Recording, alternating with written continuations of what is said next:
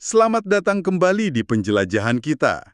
Kali ini kita mau gali lebih dalam soal Iriarai di Tokyo. Anda udah bagi-bagi banyak sumber menarik nih. Ada kutipan buku, buletin lokal, peta, wah sampai video juga. Kelihatannya sih modern ya area ini, tapi pas dilihat-lihat lagi sumbernya, wah ternyata banyak banget lapisan sejarahnya. Betul sekali. Misi kita kali ini yaitu menggali cerita-cerita sejarah yang paling seru, sekalian juga nyari apa ya, permata tersembunyi gitu di Iriara yang mungkin Anda bisa kunjungi nanti. Semuanya kita dasarkan dari info yang udah ada di tangan kita ini. Oke deh, siap. Mari kita bongkar sama-sama. Kita mulai dari mana ya enaknya? Mungkin dari nama Iriarai itu sendiri kali ya? Kok kedengarannya agak unik gitu? Nah, iya, nama Iriara itu memang gabungan dari dua nama tempat lama, Iriamazu dan Araijuku.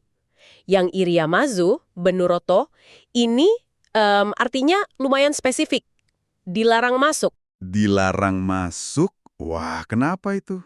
Jadi gini, itu dulunya area perburuan elang tapi bebas pajak. Punya Shogun Tokugawa Yoshimune. Didirikan tahun 1718, namanya Okobushiba. Bayangin aja, area eksklusif buat hobi shogun, sekarang jadi tengah-tengah pemukiman padat. Oh gitu, bebas pajak. Tapi kok dilarang masuk? Terus penduduk sekitar gimana dong? Boleh deket-deket situ nggak? Nah, meskipun bebas pajak, penduduknya itu punya tugas-tugas khusus, kayak ngumpulin serangga buat pakan elangnya, terus patroli juga. Jadi ya, ada tanggung jawabnya lah, nggak sepenuhnya enak juga. Ini kontras banget sama arti nama satunya, Arai, Shinrai, yang artinya malah sumur baru. Jadi kelihatan kan, area ini dari dulu udah erat kaitannya sama air. Sumur baru ya? Nah, ini jadi inget nih. Di catatan Anda kan ada disebut soal sumur terkenal Iri Arai Shimizu. Ada hubungannya nggak nih? Tepat sekali. Nah, di zaman Edo, sumur ini penting banget, sumber air utama dekat penyeberangan Yaguchi. Malah, para pengikut Tokugawa dulu nyebutnya Enmeisui, air pemanjang usia. Ada catatannya kok dari periode sekitar 1818 sampai 1830-an. Wah, air pemanjang usia, keren banget namanya. Sisa-sisa sumurnya itu, masih bisa kita lihat nggak sih sekarang?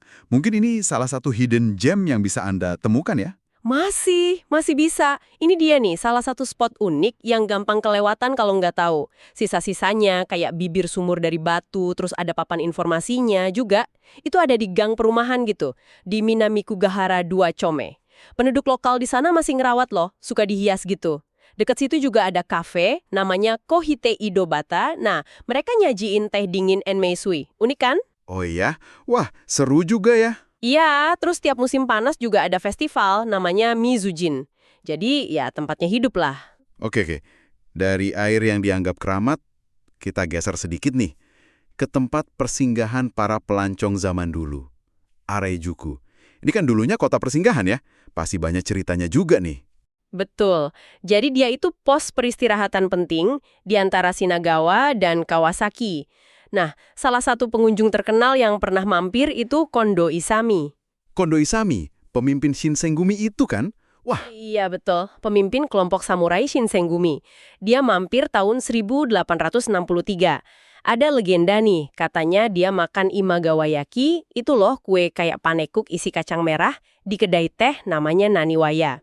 Konon katanya, kue itu dianggap bagus buat bekal sebelum berangkat perang. Ya namanya juga legenda ya. wah, pemimpin Shinsengumi makan kue kacang merah di situ. Itu detail kecil tapi menarik banget ya. Jadi kebayang gitu sisi lain kehidupan samurai, nggak cuma perang aja. Kedai teh Naniwaya itu, jangan-jangan masih ada. Masih dong. Ini dia permata tersembunyi lainnya. Usianya udah tua banget, lebih dari 150 tahun. Lokasinya di Jalan Pertokoan Araijuku Dori. Serius? Masih ada? Masih. Dan yang keren, mereka itu masih pakai cetakan tembaga asli dari zaman Edo buat bikin kuenya. Resepnya juga agak unik, pakai sedikit garam. Nah, ada yang bilang, mungkin ini ngikutin konsep bekal praktis para samurai dulu kan? Di lantai atas kedainya, ada replika ruang istirahat Shinsengumi juga. Wow. Jadi kalau Anda jalan-jalan di area situ, coba deh perhatian juga suka ada penanda tapal kuda di jalan. Itu bekas tempat istirahat kuda dulu. Sama ada replika Kosatsuba, papan pengumuman pemerintah zaman Edo. Wah, dari kudapan samurai sampai replika ruang istirahat, itu kedai beneran kayak kapsul waktu ya.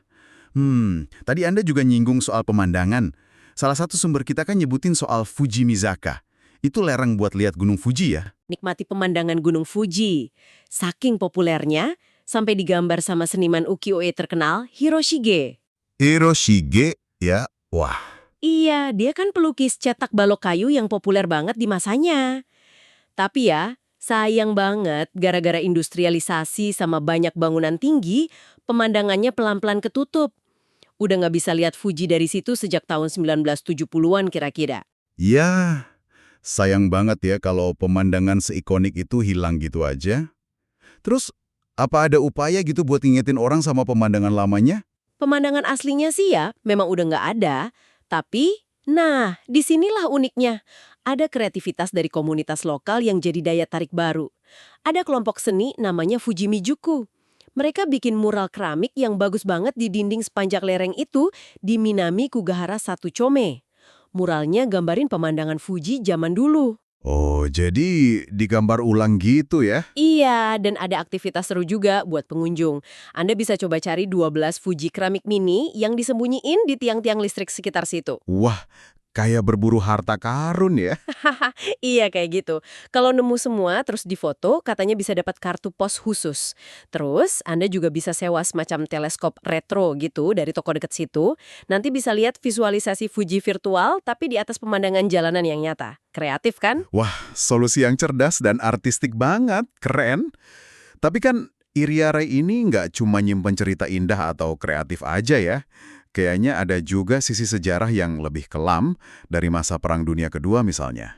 Mengingat lokasinya dekat Bandara Haneda juga. Sumber Anda nyebut soal bunker ya? Iya, betul. Selama masa perang, banyak bunker buat perlindungan serangan udara digali di area ini. Nah, salah satunya ada yang selamat, letaknya di bawah Taman Iriarai ketiga. Sekarang jadi saksi bisu sejarah yang unik banget. Ada tur berpemandu bulanan, biasanya dipandu sama lansia lokal yang dulu ngalamin zaman itu. Tapi ini harus reservasi dulu ya. Di dalamnya Anda bisa lihat ukiran-ukiran sama gambar-gambar sederhana kayak gambar pesawat gitu, yang dibuat anak-anak di dinding bunker. Ya ampun, pasti merinding ya liatnya. Iya, cukup mengharukan sih. Nah, dekat taman itu juga ada kafe unik namanya Showa Kisaten Boku. Mereka nyajin menu yang terinspirasi masa-masa sulit itu. Contohnya ada kari ampas kentang. Oke. Dari jejak perang yang ya cukup kelam, kita beralih ke sesuatu yang mungkin lebih jadi simbol ketahanan dan industri lokal yang kuat di sana. Rumput laut nori. Kayaknya ini juga penting ya buat Iriare. Oh, penting banget.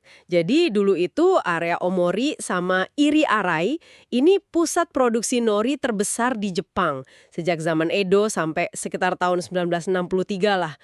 Nori dari sini saking terkenalnya sampai dijuluki Asakusa Nori. Meskipun ya budidaya komersialnya berhenti gara-gara reklamasi pantai dan perubahan lingkungan, tapi tradisinya tuh nggak hilang gitu aja. Terus gimana caranya kita bisa ngerasain warisan nori ini kalau misalnya kita ke sana sekarang? Ada aktivitasnya gitu? Ada beberapa pengalaman menarik yang bisa Anda coba. Misalnya, ikut lokakarya pembuatan nori. Itu biasanya dipandu sama mantan produsen nori langsung, jadi bisa belajar dari ahlinya. Selain itu, bisa juga kunjungi Museum Nori Omori, letaknya di Taman Furusato no Hamabe. Nah, yang menarik nih, di taman ini juga jenis nori legendaris Asakusa Nori yang sempat langka itu baru-baru ini berhasil dibudidayakan lagi. Jadi bisa lihat langsung. Wah, keren banget ya. Dari nori legendaris yang dibangkitkan lagi.